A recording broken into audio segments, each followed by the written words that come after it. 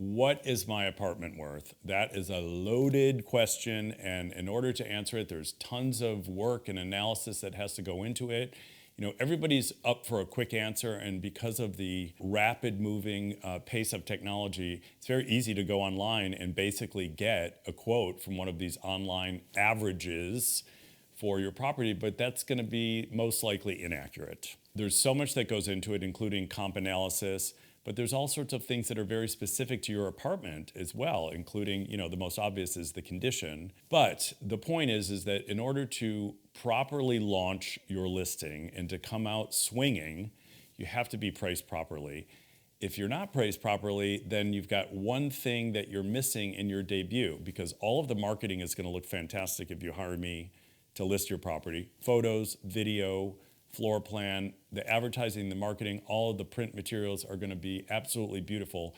But one of the things, the main elements of a proper launch and a proper debut is the price. So let's say you go to a dance and you've got your favorite beautiful outfit on, but you decide to wear clown shoes.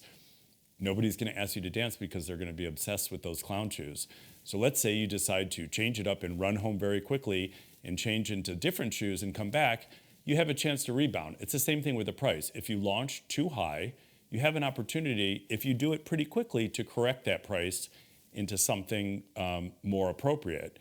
And the reason when you know it's not appropriate is when you have no activity on the property. When you've got no showings, you've got no people making inquiries, and now we can even track how many people are looking at your property online.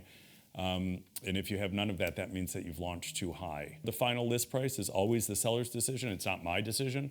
I'm here to give my sellers advice and to give them a recommendation, which luckily most of the time they follow. Sometimes sellers want to test the market and start a little bit higher.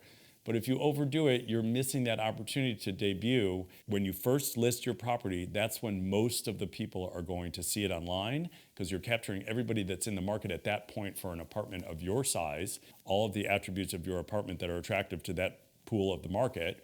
And if you miss that opportunity, you're missing a really big opportunity to seize the moment for your big debut. You can course correct if you do it quickly enough, but if you wait too long, you do what we call chasing the market down.